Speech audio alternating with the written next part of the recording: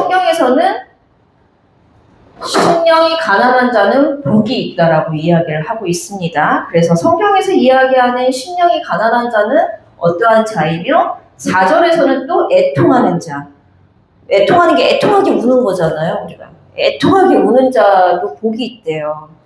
우리가 생각할 때는 즐겁고 기쁘고 많은 것을 가져야지 복이 있는 자인데 성경에서는 왜 저렇게 울고 애통해하고 가난한 자를 복이 있다고 하는지 성경적인 의미를 우리 한번 찾아가 보겠습니다. 복 받은 사람 하면은 우리가 어떤 생각이 들까요? 복을 많이 받은 사람. 그러면 우리가 생각할 때 우리 친구들은 성적표에 1등. 그리고 우리 어른들은 통장 잔고가 좀 넉넉하고 좀 좋은 집도 있고 좋은 차도 있고 이게 좀 복 받은 삶 아닐까요? 그리고 또 좀 이렇게 세상에서 자신감이 좀 뿡뿡해가지고 좀 어딜 가도 자신감 있게 사는 사람이 부유한 사람이고 복받은 사람이라고 생각할 것입니다. 그렇게 해야지 또 주변 사람들이 와, 쟤 성공적으로 성공했네. 성공 좀 했네. 야, 저게 진짜 성공이지. 이렇게 이야기할 수 있을 것 같습니다. 왜냐면 우리가 매일 보는 TV나 뭐 SNS, 광고 이런 데서 보면은 더 많이 가져라. 더 높게 날아가라. 그 다음에 더 강해져라. 이런 내용들만 많은데 성경에서는 가난하고 애통하는 자가 복이 있다고 하니까 완전히 틀려요, 내용이. 그렇다면 그 내용이 어떤 내용들이길래 이렇게 틀리게 표현을 하고 있을까라는 내용을 우리 한번 살펴보겠습니다. 심령이 가난한 자는 복이 있나니 천국이 그들의 것이며 이 말씀에 대해서 이상하게 생각하는 게 당연한 거예요. 가난한데 복이 있다라고 했는데 이 말씀에 대해서 의문을 갖는 게 너무 당연한 겁니다. 가난한 게 복이라고? 그럼 난 복 안 받을래. 이게 정상이에요. 그럼 부자는 복이 없다는 거야? 그럼 난 교회 안 다닐래. 하나님 안 믿어. 가난한 게 복이 있다 그러면 난 교회 안 다닐래. 이게 정상이에요. 그렇지만 성경에서 이야기하는 가난하다라는 내용은 우리가 생각하는 거랑은 조금 틀려요. 그 내용을 우리 한번 살펴보려고 합니다. 자, 배경을 좀 살짝 살펴볼까요? 오늘의 말씀의 배경을 살짝 살펴보겠습니다. 이 말씀이 있기 전에 예수님이 광야에서 40일 동안 금식을 하세요. 금식이 뭘까요? 밥을 안 먹는 거예요. 밥을 안 먹는 금식을 하시는데 그때 유혹을 해요. 누가 유혹을 하냐면 사단이 유혹을 해요. 먹는 걸 갖고 유혹하고 명예로 유혹하고 그 다음에 한 가지 더 잠시만요. 사단이 유혹을 하는데요. 물질로 유혹하고 기적으로 유혹하고 명예로 유혹을 합니다. 근데 예수님께서 이겨내세요. 무엇으로 이겨내냐면 말씀으로 이겨내십니다. 그 유혹을 완전히 이기시고 사단을 패시키고 KO 승을 하시고 나서 마지막 선지자, 구약의 마지막 선지자인 요한이 감옥에 잡혔다는 소식을 들으세요. 그러면서 예수님이 이제 천국이 임하였다라는 복음을 선포하시거든요. 새로운 시대가 왔다라는 거죠. 그래서 천국이 가까이 왔다라는 그 말씀을 선포하시고 산에 올라가셔서 제자들에게 오늘의 말씀을 시작하십니다. 이 비유를 제가 잠깐 얘기해 볼게요. 이 내용은 어떤 내용이냐면 회사가 하나 있었는데 회사가 완전히 파산을 했어요. 그래서 새로운 대표가 온 거예요. 그래서 대표가 딱 와서 지금까지 있었던 모든 법은 취소하고 없애버렸습니다. 이제부터 새로운 법을 내가 선포합니다. 이 법대로 우리는 이제 회사를 운영해 나갈 것입니다라는 새로운 헌법을 선포하는 거예요. 그 새로운 헌법이 바로 오늘의 말씀 산상수훈, 산 위에서 올라가서 선포하시는 말씀입니다. 이 말씀이 8장까지 이어져요. 이제 산 위에 올라가서 말씀을 나누시고 8장에서 내려오신다라는 내용이 나오는데 그 내용이 굉장히 중요한데 그 내용이 오늘 시작인데 시작을 뭘로 시작하냐면 입을 열어 가르쳐 이르시되 심령이 가난한 자는 복이 있다라는 말씀으로 시작하십니다. 다시 말해서 하나님 나라의 새 헌법 발표 그리고 그 제1호가 심령이 가난한 자가 받는 복을 말씀하시는 거예요. 그러면 우리가 한번 다른 내용을, 이 복이 하나만 있는 게 아니라 8가지 복이 나와요. 그래서 팔복이라고 하는데, 팔복이라고 그래서 팔에 이렇게 복이 있는 게 아니라 8가지의 복이 있다라고 설명을 하시는데, 그 8가지의 복이 뭐냐면 심령이 가난한 자, 애통하는 자, 오늘 2가지 말씀을 나눌 거거든요. 온유한 자, 부드러운 자를 이야기하고, 의에 줄이고 목마른 자, 긍휼히 여기는 자, 마음이 청결한 자, 화평하게 하는 자, 그리고 복음을 위해 박해받는 자는 복이 있다라고 이야기를 합니다. 박해 받고 싶어요? 안 받고 싶죠, 우리. 고난인데. 근데 그 고난을 받는 자가 복이 있대요. 근데 이 내용이 문자적으로 우리가 아는 내용대로 해석하면 안 되고요. 말씀드렸잖아요. 부자는, 성경에서 이야기하는 부자는 조금 틀려요. 가난한 것도 틀리고. 그러면 성경대로 우리가 문제적으로 보면 절대 부자로 살면 안 되거든요. 그 내용이 아니에요. 그 내용을 풀어보겠습니다. 이걸 다 풀어드리기에는 좀 어렵고, 몇 가지만. 의에 줄이고 목마른 자. 의에 줄이고 목마른 자는 복이 있는데 무엇으로 복을 주시냐면 영원히 마르지 않는 생명수로 배를 부르게 하십니다. 생명수가 뭐죠? 복음. 복음으로 배부르게 해주십니다. 그 다음에 청결한 자, 마음이 깨끗해서 순수해서 착하게 사는 게 아니라 하나님의 말씀, 복음으로 내 죄를 씻음을 받은 자가 마음이 깨끗해진 자, 청결한 자입니다. 그리고 화평하게 하는 자는 친구와 친구를 화해시키는 화평하는 자가 아니라 하나님과 하나님을 모르는 자를 화평하게 하는 자. 그거는 하나님과 우리 관계를 화평하게 하는 자는 한 분밖에 없어요. 예수님이에요. 예수님이 우리를 화목하게 하기 위해서 화목제물로 드려드렸거든요. 예수님을 믿게끔 전하는 자가 화평하게 하는 자예요. 이렇게 몇 가지만 한번 나눠보고 다음으로 넘어가 보겠습니다. 이 8가지 복이 그런데 한 가지로 향하고 있어요.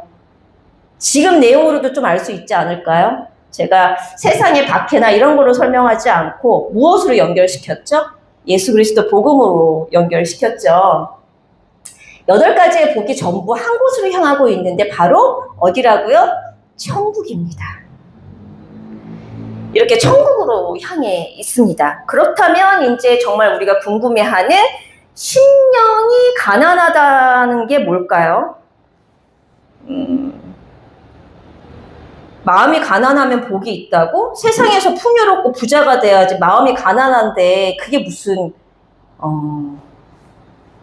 복이야? 라고 생각할 수밖에 없어요. 그런데 성경은 이렇게 심령이 가난한 자는 복이 있다라고 이야기를 하고 있습니다. 그럼 여기서 우리가 심령이 가난한 자가 어떠한 사람인지를 일단 알아야 되는데 그게 바로 로마서 3장 20절 말씀에 나와 있습니다. 별표가 어디에 되어 있죠?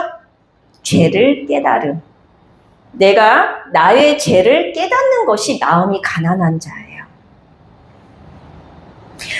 내가 죄인이라는 걸 깨닫는 거죠. 나는 율법을 다 지켜가지고 나는 죄인이 아니야 라고 하는 게 유대인들이에요.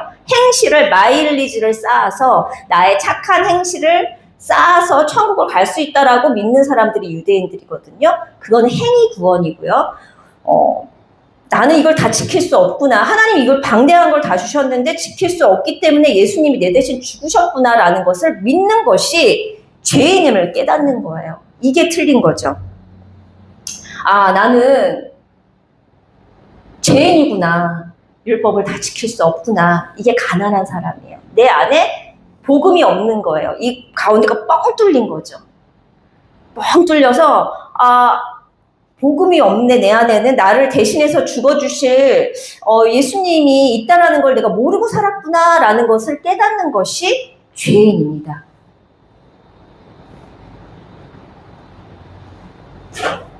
이게 바로 심령이 가난한 자입니다. 다시 말해서 나에게는 십자가의 복음의 사랑이 필요하구나라는 결핍이 뭔지 알죠? 뭐가 부족한 거. 결핍을 깨닫는 것이에요. 스스로 내가 잘나서 이걸 다 지켜서 천국 갈 수 있어. 나는 착해. 나는 이걸 다 마일즈를 쌓아서 하나님한테 칭찬받을 거야 하는 그런 신앙이 아니라 나의 결핍을 알고 나는 예수님이 필요하구나. 나는 죄인이구나. 이것을 인정하는 사람이 가난한 자이고 죄인입니다. 이 고백이 사실은 신앙생활의 데이터베이스예요. 이게 데이터가 먼저 돼야 돼요. 그러면 그 다음 구절을 한번 볼 텐데요. 아까 애통한 자라고 했죠. 애통한 자도 복을 받는다고 했어요. 근데 가난한 자와 애통한 자가 연결이 되거든요. 내가 죄인임을 깨달아서 애통해하는 자가 받는 위로가 천국인 거거든요. 그래서 애통하는 자와 연결해서 보면 애통함은 내가 죄인임을 깨닫는 마음이에요. 그것을 깨닫는 자가 하나님께서 하나님 나라로 위로를 주십니다. 처음엔 이상하게 들릴 수도 있어요. 그러면 애통하라는 거는 우는 거잖아요. 막 통곡하면서 우는 거거든요. 그러면 천국으로 가려면 평생을 통곡하면서 우울하면서 살아야지 천국을 가나라고 생각할 수 있어요. 애통이라는 자체가 좀 힘들잖아요. 우는 것도 그냥 우는 게 아니라 땅바닥 치면서 애통해 하면서 울어야지만 천국을 가나라고 생각할 수 있어요. 문자적으로 보면 그렇지 않다라는 거예요. 이 말씀을 야고보서 말씀이랑 조금 이어서 보겠습니다.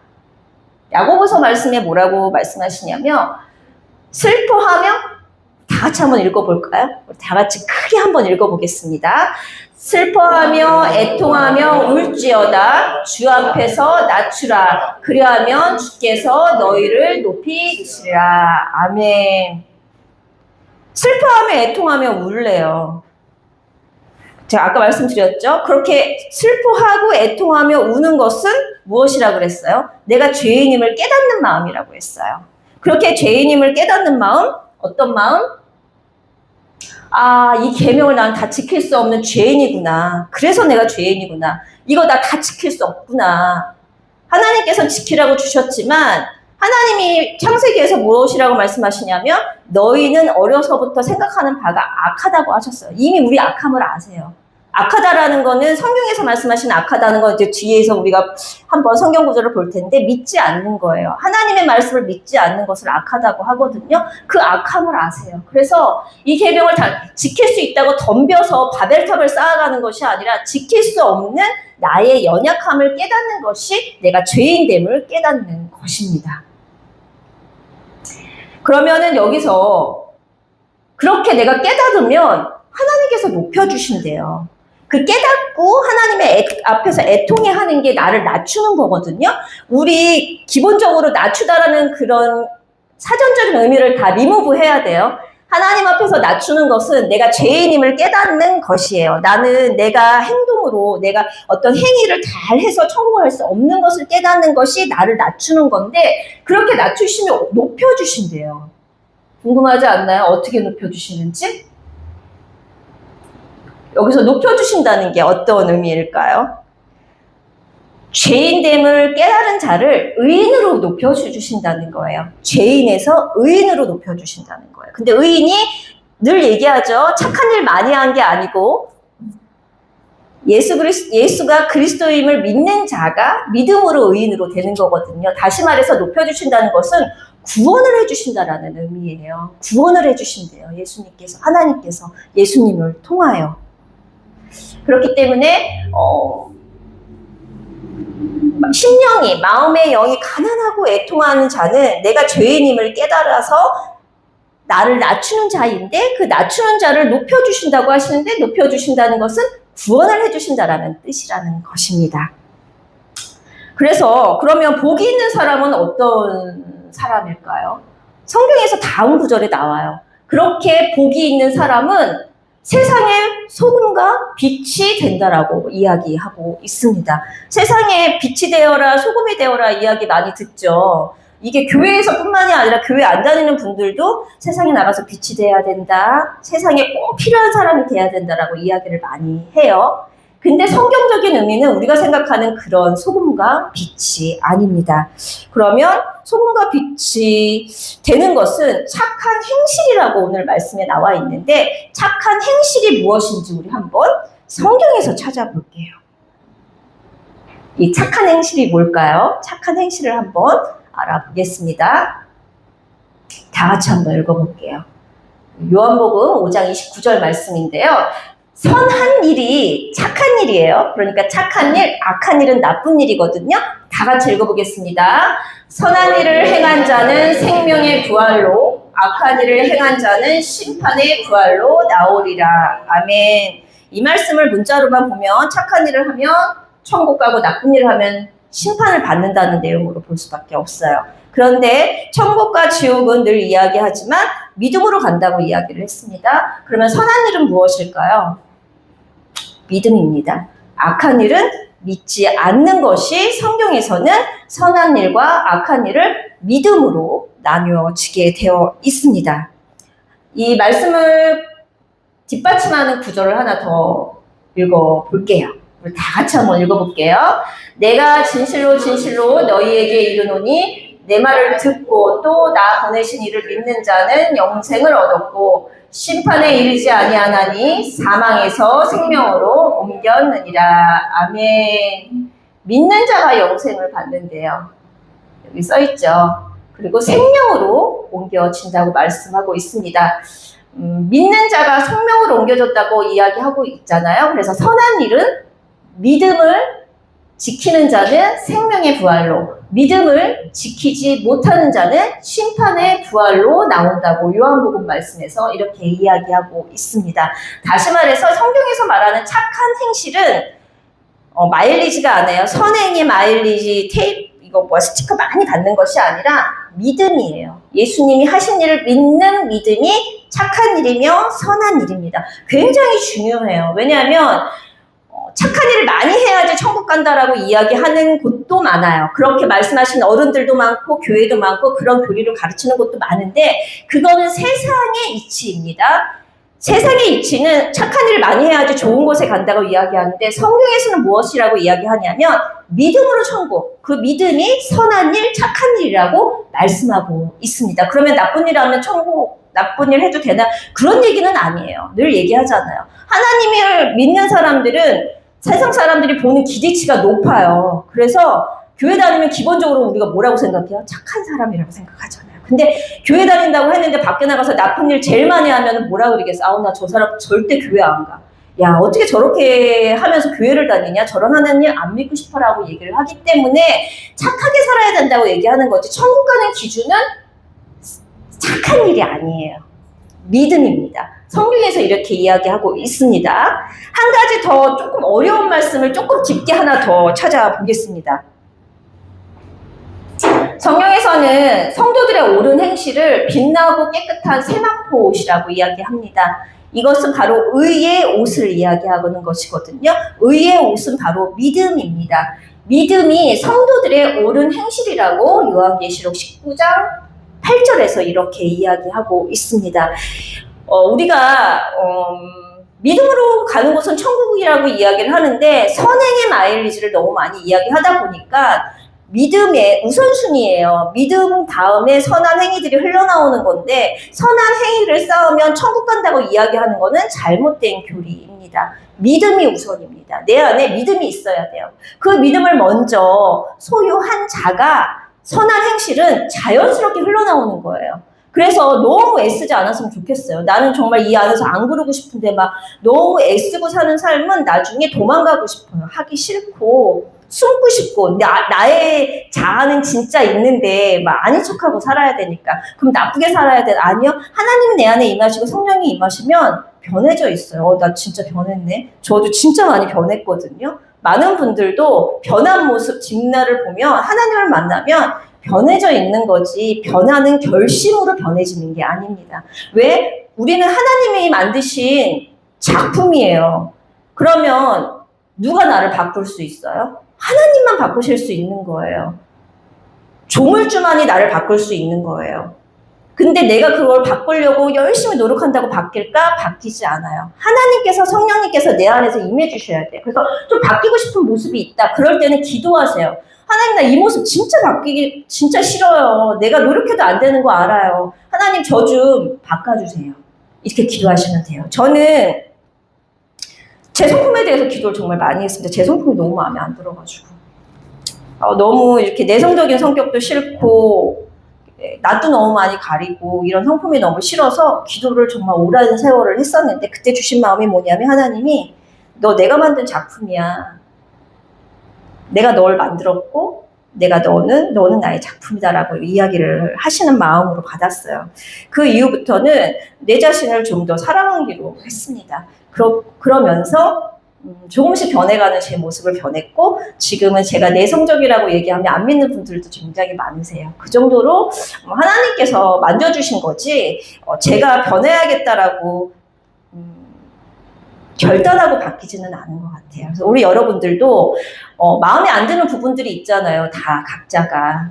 소심한 분들은 좀 대범하고 싶고 내성적인 분들은 좀 겉으로 좀 활발한 성격이었으면 좋겠고 그리고 저는 또 하나 여기서 고백하자면 전 제가 머리 안 좋은 걸 엄청 원망했던 사람입니다. 엄마한테도 하나님한테도 원망을 진짜 많이 했었거든요. 근데 지금 보니까 조금 공부하는 머리가 조금 생겼더라고요. 그래서 저는 그것도 기도했었어요. 왜냐면 공부를 하려고 그러는데 머리가 안 따라주니까 저는 지혜 달라는 기도도 정말 많이 했습니다. 그래서 저희 엄마가 어렸을 때부터 어떤 기도를 많이 해주셨냐면 솔로몬과 같은 지혜를 주세요. 하도 원망을 많이 하니까.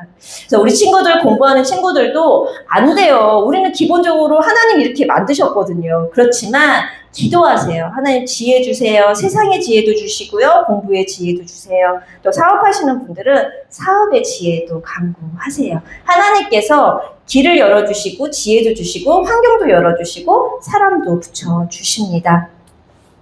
이렇게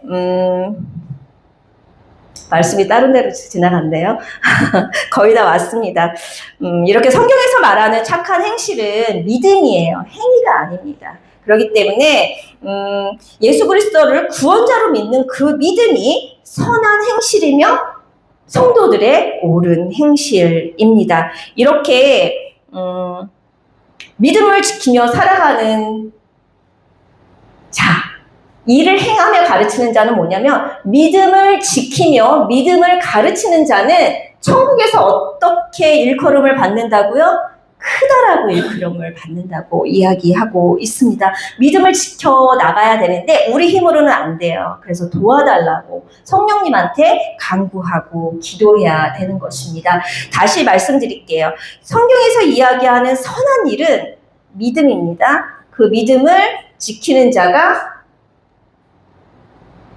생명의 부활로, 그 믿음을 지키지 못하는 악한 일을 행하는 자는 심판의 부활로 판가름 나게 되어 있습니다. 이제 말씀을 정리합니다. 오늘의 주제는 죄인임을 깨닫는 자예요. 다시 말해서 심령이 가난한 자는 내가 죄인임을 깨달아서 여기 빵꾸난 이 곳을 예수 그리스도의 복음으로 채워지게끔 가난한 자거든요. 그게 죄인임을 깨닫는 자입니다. 그래서 심령이 가난하고 애통한 자는 오라 나는 공부한 자라 나는 죄인이구나. 그래서 내 행위에 마일리지를 쌓아서는 천국에 갈 수 없구나. 그래서 예수님이 필요하구나. 나의 결핍을 예수님이 채워주시는 거구나라고 깨닫는 자가 심령이 가난해서 애통하는 자입니다. 부자가 천국 못 가는 거 아니에요. 우리가 생각하는 그 문자적인 그 부자가 천국 못 가는 거 아니에요. 하나님은 하나님의 자녀, 좀 이런 단어 써놓으면 거지같이 살기 원하지 않으세요. 우리 하나님은 우리가 육적으로 영적으로 부자로 살기를 원하십니다. 나는 하나님의 말씀을 다 지킬 수 없는 죄인을 깨닫는 자가 가난한 자이고 애통하는 자입니다. 하나님은 이미 아세요. 우리가 모두 죄인이라는 걸. 나만 죄인이 아니고 누군가만 죄인이 아니라 우리 모두가 에브리바디 죄인이 한 명도 빠짐없이 죄인이라는 걸 아십니다. 그럼에도 불구하고 하나님은 우리를 포기하지 않으시고 누굴 보내주셨다고요? 예수님을 보내주셨습니다. 그 예수가 우리의 그리스도임을 구원자임을 고백하는 것이 우리의 믿음입니다. 예수님을 통해서 우리를 구원해 주신 거죠. 그래서 심령이 가난한 자는, 애통하는 자는 이 죄인임을 깨닫는 자가 받는 복이 무엇이라고요? 천국입니다. 심령이 가난하고 내가 죄인임을 깨달은 자가 받는 복이 바로 천국입니다. 아까 말씀드렸듯이 우리 스스로 행위의 마일리지를 쌓아서 얻는 게 아니라 예수님을 믿는 믿음으로 받는 선물입니다. 말씀이 하나 더 있는데요. 이거 제가 한번 읽어봐 드리겠습니다. 에베소서 말씀이에요. 주보에는 나와 있는데 에베소서 2장 8절에 구원은 하나님의 선물이라고 나와 있어요. 제가 읽어보겠습니다. 너희가 그 은혜에 의하여 믿음으로 말미암아 구원을 받았으니 이것은 너희에게서 난 것이 아니요 하나님의 선물이라. 믿음으로 말미암은 구원은 내가 행위로 이루어서 가는 것이 아니라 하나님의 선물이라고 이야기하고 있습니다. 오늘 이 말씀을 잘 깨닫는 은혜가 우리 모두에게 있기를 소망합니다. 아멘.